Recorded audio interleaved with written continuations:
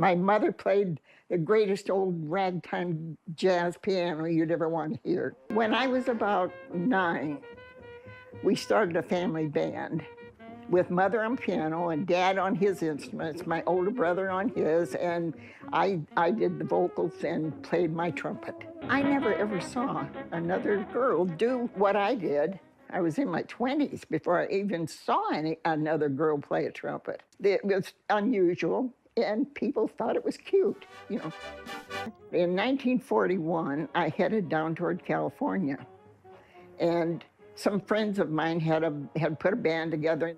3 other gals out at a club in Culver City. In a very short period of time, we were practically packing the joint every night. One night, Woody Herman's road manager came into the club, and he invited me over to his table for a drink during intermission and told me that Woody was looking for some kind of special attraction to take on the road with him when they headed east. Arrangements were made for me to go to the recording studio and audition in front of Woody and the band. I just sang a couple of songs and played my horn, and Woody hired me. Surprise, Woody hired me.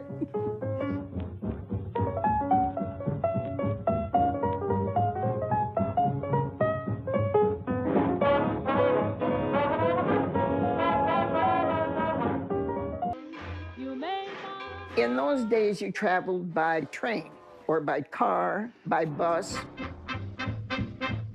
We eventually made our way to New York. My whole life had just changed so much, practically overnight.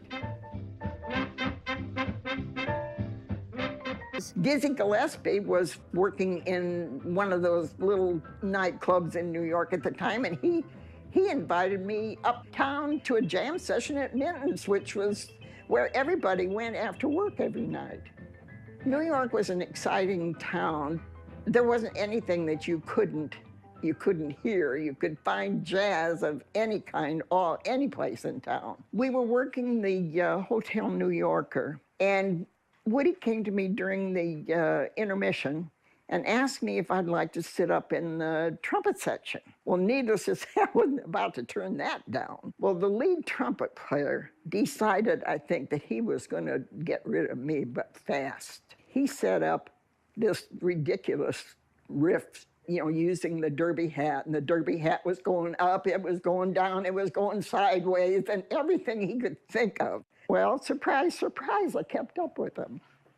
And from that day on, I sat in the trumpet section. I never, ever went down in front of the band again.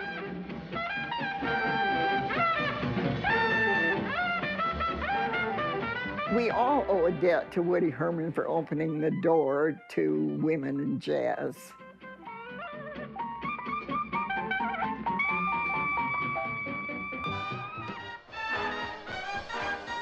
After I'd been with the band, probably about a half a year, there was an incident involving a married man on the band and another woman. And when all this finally came to light, one of the guys in the band came to me and said, "How long have you known about this?" And I said, "I knew about it from the very beginning." And their attitude changed.